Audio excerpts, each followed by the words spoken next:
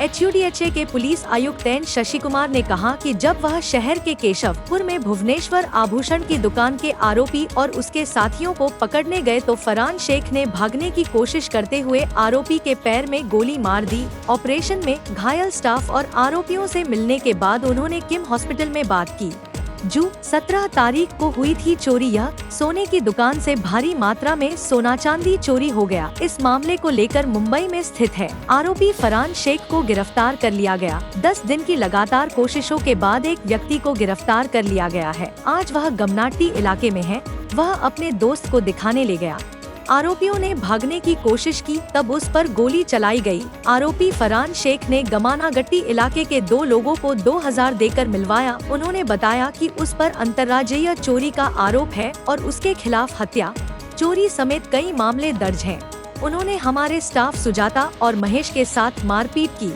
Gokula road थाने की PSI कविता ने भागते समय गोली चला दी। चालक दल को मामूली चोटें आईं।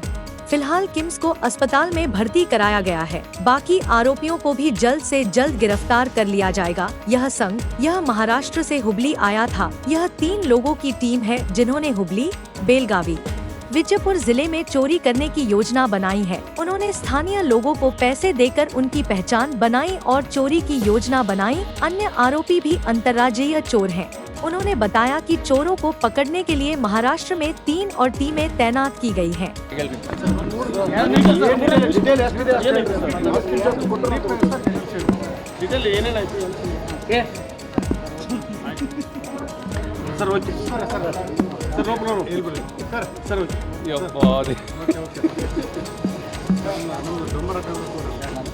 ಫುಲ್ ದೊಂಬರಾಟನೇ ನಡೀತದೆ ನೋಡಿ, ಅಲ್ಲಿ ಹಿಂದ್ಗಡೆ ನಡೀತದೆ ದೊಂಬರಾಟ ಅಂತ ಅನ್ಬಾರ್ದು. ಹೇಳ ಹುಬ್ಳಿ ಧಾರವಾಡ ನಗರ ಕಮಿಷನರೇಟ್ ವ್ಯಾಪ್ತಿಯ ಕೇಶವಾಪುರ ಪೊಲೀಸ್ ಠಾಣೆಯಲ್ಲಿ 17ನೇ ತಾರೀಕು ಇದೇ ತಿಂಗಳು ಒಂದು ಭುವನೇಶ್ವರಿ ಅಂತ ಜ್ಯುವೆಲರಿ ಶಾಪ್ ಥೆಫ್ಟ್ ಆಗಿತ್ತು. ಅದರಲ್ಲಿ ಭಾಳ ದೊಡ್ಡ ಮಟ್ಟದ ಬಂಗಾರ ಮತ್ತು ಬೆಳ್ಳಿ ಕಳವಾಗಿದ್ದನ್ನು ತಾವೆಲ್ಲ ಗಮನಿಸಿದ್ದೀರಿ. ಅದರ ಹಿನ್ನೆಲೆಯಲ್ಲಿ ನಮ್ಮ ತಂಡಗಳು ಸುಮಾರು 10 ದಿನದಿಂದ ನಿರಂತರವಾಗಿ ಪ್ರಯತ್ನ ಮಾಡಿ ಮುಂಬೈ ಮೂಲದ ಒಬ್ಬ ಆರೋಪಿಯನ್ನು ವಶಕ್ಕೆ ತಗೊಳ್ಳೋದ್ರಲ್ಲಿ ಯಶಸ್ವಿಯಾಗಿದ್ದರು. ಅವನ್ನ ವಿಚಾರಣೆ ಮಾಡಿದಂಥ ಸಂದರ್ಭದಲ್ಲಿ ಅವನು ಅಫೆನ್ಸ್ ಮಾಡಲಿಕ್ಕೆ 14ನೇ ತಾರೀಕು ಹುಬ್ಳಿ ನಗರಕ್ಕೆ ಬಂದು 15ನೇ ತಾರೀಕು ರೆಕ್ಕಿ ಮಾಡೋ ಸಂದರ್ಭದಲ್ಲಿ ನಮ್ಮ ಗೋಕುಲ್ ರೋಡ್ ಏರ್ಪೋರ್ಟ್ ನಂತರ ಏನು ಗಾಮನಗಟ್ಟಿ ರೋಡ್ ಇದೆ ಆ ಭಾಗದಲ್ಲಿ ಒಂದಿಬ್ಬರು ಹಿಂದಿ ಮಾತಾಡೋಂಥವ್ರನ್ನ ಪರಿಚಯ ಮಾಡಿಕೊಂಡು ಸಿಟಿ ಯಾವ ರೀತಿ ಇದೆ, ಸಿಟಿಲಿ ಜ್ಯುವೆಲ್ರಿ ಶಾಪು ಮತ್ತು ಬೇರೆ ಬೇರೆ ಎಲ್ಲಿದ್ದಾವೆ ಅಂತಂದು ಅವನಿಗೊಂದು 2,000 ರೂಪಾಯಿ ದುಡ್ಡು ಕೊಟ್ಟು ರೆಕ್ಕಿಗೆ ಉಪಯೋಗಿಸ್ಕೋತಾರೆ. ಅದಾದಮೇಲೆ ನೆಕ್ಸ್ಟ್ ಡೇ ಕೂಡ ಆ ಇಬ್ಬರು ಆರೋಪಿಗಳನ್ನು ಜೊತೆಗೆ ಇಲ್ಲಿ ನಮ್ಮ ಧಾರವಾಡದ ಕರ್ನಾಟಕ ಭವನ ಹೋಟೆಲ್ ಏನಿದೆ ಅದರ ಸುತ್ತಮುತ್ತ ಒಂದು ಕಡೆ ಸಂಜೆ ಸುಮಾರು 7 ಗಂಟೆ ಅಷ್ಟೊತ್ತಿಗೆ ಬರಲಿಕ್ಕೆ ಹೇಳಿರ್ತಾರೆ. ಅವ್ರನ್ನ ತೊಗೊಂಡು ಎಕ್ಸಾಕ್ಟ್ಲಿ ಅವತ್ತು ಕೂಡ ರೆಕ್ಕಿ ಮಾಡಿ ಈ ಒಂದು ಜ್ಯುವೆಲ್ರಿ ಶಾಪಲ್ಲಿ ಅಫೆನ್ಸ್ ಮಾಡಿರ್ತಾರೆ. ಸೊ ಈ ಒಬ್ಬ ಆರೋಪಿ ಫರಹಾನ್ ಶೇಖ್ ಏನಿದ್ದಾನೆ ಇವನು ಇಂಟರ್ ಸ್ಟೇಟ್ ಅಫೆಂಡರ್. ಇವನು ಮೂಲತಃ ಮುಂಬೈಯವನಾದರೂ ಇವನ ಮೇಲೆ ಕೊಲೆ ಪ್ರಕರಣಗಳಿದ್ದಾವೆ, ದರೋಡೆ ಪ್ರಕರಣಗಳಿದ್ದಾವೆ, ರಾಬರಿ ಪ್ರಕರಣಗಳಿದ್ದಾವೆ ಮತ್ತು ಜ್ಯುವೆಲ್ರಿ ಶಾಪ್ ಸೇರಿದಂತೆ ಸಾಕಷ್ಟು ಅಂಗಡಿ ಮುಗ್ಗಟ್ಟುಗಳನ್ನು ಇವನು ಲೂಟಿ ಮಾಡಿರುವಂಥದ್ದು ನಮ್ಮ ಕ್ರಿಮಿನಲ್ ರೆಕಾರ್ಡ್ಗಳಲ್ಲಿ ಕಂಡುಬರುತ್ತೆ. ಈ ಹಿಂದೆ ಬ್ರಹ್ಮಪುರ ಮತ್ತು ರೋಜಾ ಅಂತ 2 ಪೊಲೀಸ್ ಸ್ಟೇಷನ್ ಇದ್ದಾವೆ ಗುಲ್ಬರ್ಗದಲ್ಲಿ. ಅಲ್ಲಿ ಕೂಡ ಈ ಥರ ಅಂಗಡಿಗಳಿಗೆ ಕನ್ನ ಹಾಕಿರುವಂಥ ಕೇಸಲ್ಲಿ ಇನ್ವಾಲ್ವ್ ಆಗಿದ್ದ. ಸೊ ಇದರ ಹಿನ್ನೆಲೆಯಲ್ಲಿ ಅವನ್ನ ವಶಕ್ಕೆ ತೊಗೊಂಡು ವಿಚಾರಣೆ ಒಳಪಡಿಸಿದಾಗ ಗಟ್ಟಿ ರೋಡಲ್ಲಿ ಇರುವಂಥ ಇಬ್ಬರು ಸ್ಥಳೀಯ ಆರೋಪಿಗಳ ಸಹಾಯ ಏನು ಪಡ್ಕೊಂಡಿದ್ರು ಅವರನ್ನು ವಶಕ್ಕೆ ತೆಗೆಸ್ಕೊಡ್ತೀನಿ, ಅವರಿರೋ ಜಾಗ ತೋರಿಸ್ತೀನಿ ಅಂತ ಕರ್ಕೊಂಡು ಹೋದಂಥ ಸಂದರ್ಭದಲ್ಲಿ ನಮ್ಮ ಇನ್ಸ್ಪೆಕ್ಟ್ರು ಕಟ್ಟಿಯವರು, ಸಬ್ ಇನ್ಸ್ಪೆಕ್ಟ್ರು ಕವಿತಾ ಅವರು ಮತ್ತು ಅವ್ರ ಜೊತೆ ಸ್ಟಾಫ್ ಹೋಗಿರ್ತಾರೆ. ಆ ಸಂದರ್ಭದಲ್ಲಿ ಅಲ್ಲಿ ಕೆಲವು ಶೆಡ್ಗಳಿದಾವಂತೆ. ಆ ಶೆಡ್ಗಳ ಹತ್ರ ಇದೇ ಭಾಗದಲ್ಲಿದ್ದಾನೆ ಅಂತ ಹೇಳಿ ತೋರಿಸ್ತಾ ಏಕಾಏಕಿ ದಬ್ಬಿ ಅಲ್ಲಿ ಕೈಗೆ ಸಿಕ್ಕ ಕಲ್ಲು ತೊಗೊಂಡು ಹಲ್ಲೆ ಮಾಡಲಿಕ್ಕೆ ಪ್ರಯತ್ನಪಟ್ಟು ಓಡೋಗ್ಲಿಕ್ಕೆ ಪ್ರಯತ್ನ ಮಾಡಿದ್ದಾನೆ. ಆ ಸಂದರ್ಭದಲ್ಲಿ ನಮ್ಮ ಇಬ್ಬರು ಸಿಬ್ಬಂದಿಗಳು ಸುಜಾತ ಅಂತ ಒಬ್ಬರು WPC ಮತ್ತು ಮಹೇಶ್ ಅಂತ ಒಬ್ಬ ಕಾನ್ಸ್ಟೇಬಲ್ ಇಬ್ಬರಿಗೂ ಒಂದು ಸಣ್ಣ ಪುಟ್ಟ ಇಂಜುರಿಗಳಾಗಿದೆ. ಅದನ್ನೆಲ್ಲ ಸ್ಕ್ಯಾನಿಂಗ್ ಎಲ್ಲ ಮಾಡ್ತಾಯಿದ್ದಾರೆ. ಆ ಮಧ್ಯದಲ್ಲಿ ಅವನು ಇಂಥ ಘೋರ ಕೃತ್ಯಗಳಲ್ಲಿ ಭಾಗಿಯಾಗಿರೋ ಇಂಟರ್ ಸ್ಟೇಟ್ ಅಫೆಂಡರ್ ತಪ್ಪಿಸ್ಕೊಂಡು ಹೋಗಬಾರ್ದು ಅನ್ನೋ ಕಾರಣಕ್ಕೆ ನಮ್ಮ ಕವಿತಾ ಸಬ್ ಇನ್ಸ್ಪೆಕ್ಟರ್ ಏನಿದ್ದಾರೆ ಅವರು ಒಂದು ಏರ್ ಫೈರ್ ಮಾಡಿದ್ದಾರೆ ಅವನಿಗೆ ವಾರ್ನ್ ಮಾಡಲಿಕ್ಕೆ. ಮುಂದುವರೆದು ಇನ್ನೂ ಓಡಲಿಕ್ಕೆ ಪ್ರಯತ್ನ ಮಾಡಿದಂಥ ಸಂದರ್ಭದಲ್ಲಿ ಅವನ ಕಡೆ ಡೈರೆಕ್ಟ್ ಮಾಡಿ ಮಿನಿಮಮ್ ಯೂಸ್ ಆಫ್ ಫೋರ್ಸ್ ಮಾಡಬೇಕು ಅಂತಂದು ಫೈರ್ ಮಾಡಿದಾಗ ಅವನ ಕಾಲಿಗೆ ಒಂದು ಗುಂಡು ತಾಗಿ ಅಲ್ಲೇ ಅವನು ನೆಲಕ್ಕೆ ಬಿದ್ದಿದ್ದಾನೆ. ನಂತರ ಇಮಿಡಿಯೇಟ್ ಕಿಮ್ಸ್ ಹಾಸ್ಪಿಟ್ಲಿಗೆ ನಾವು ಶಿಫ್ಟ್ ಮಾಡಿದ್ದೀವಿ.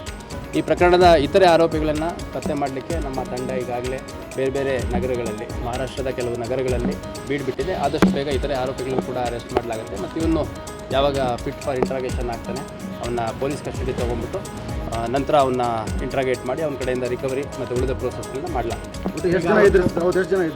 ಅವತ್ತು ನಮಗೆ ಸದ್ಯದ ಮಾಹಿತಿ ಪ್ರಕಾರ ಇವರು ಮಹಾರಾಷ್ಟ್ರದಿಂದ ಟ್ರಾವೆಲ್ ಮಾಡಿದ್ದಾರೆ.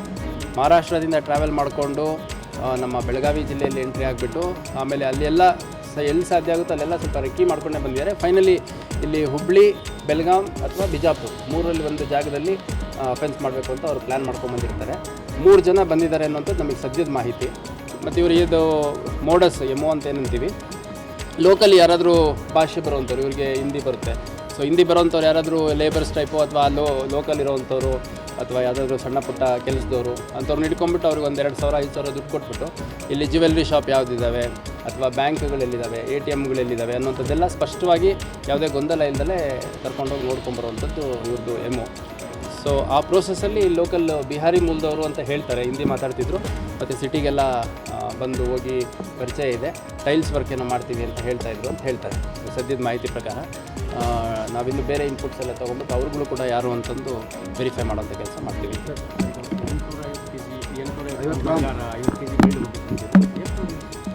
ಈಗ ಸರ್ ನೋಡಿ ಎಕ್ಸಾಕ್ಟ್ಲಿ ಏನಾಗಿದೆ ಅಂತ ಅವ್ರು ನಮ್ಮ ಇನ್ಸ್ಪೆಕ್ಟ್ರಿಗೆ ಕೊಟ್ಟಿದ್ದಾರೆ, ಎಷ್ಟು ಹೋಗಿದೆ ಅನ್ನೋಂಥದ್ದು. ನಮಗೆ ಅವತ್ತು ಸ್ಥಳಕ್ಕೆ ಹೋದಾಗ ತಾವು ಹೇಳ್ದಂಗೆ ಭಾಳಷ್ಟು ಮೌಲ್ಯದ ಬೆಳ್ಳಿ ಮತ್ತು ಬಂಗಾರ ಎರಡೂ ಹೋಗಿದೆ ಅಂತ ಹೇಳಿದ್ದಾರೆ. ಆದಷ್ಟು ಬೇಗ ಇತರೆ ಆರೋಪಿಗಳೇನಿದ್ದಾರೆ ಅವ್ರನ್ನೂ ಕೂಡ ನಾವು ಅರೆಸ್ಟ್ ಮಾಡಬೇಕಾಗತ್ತೆ.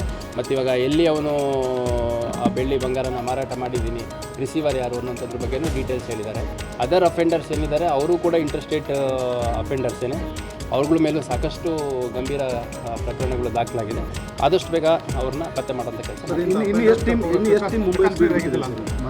ಸದ್ಯ ನಮ್ಮದು ಪ್ರಾರಂಭದಲ್ಲಿ ಒಂದು 5-6 ಟೀಮ್ ಹೋಗಿತ್ತು, ಇನ್ನೂ 3 ಟೀಮ್ ಇವನು ವಶಪಡಿಸ್ಕೊಂಡ್ಮೇಲೆ ಇಂಟ್ರಾಗೇಷನ್ಗೆ ಮತ್ತು ಅವನ್ನ ಇಲ್ಲಿ ಡ್ಯೂ ಪ್ರೋಸೆಸ್ ಆಫ್ ಲಾ ಏನಿದೆ, ಪ್ರೊಸೀಜರ್ಸ್ ಆಫ್ ಲಾ ಏನಿದೆ ಅದನ್ನು ಮಾಡಲಿಕ್ಕೆ ಅಂತ 2 ಟೀಮ್ ಬಂದಿತ್ತು. ಇನ್ನೂ ಒಟ್ಟು 3 ತಂಡಗಳು ಮಹಾರಾಷ್ಟ್ರ ಭಾಗದಲ್ಲಿ ಬೇರೆ ಬೇರೆ ನಗರಗಳಲ್ಲಿ ಬೀಡ್ಬಿಟ್ಟಿದೆ.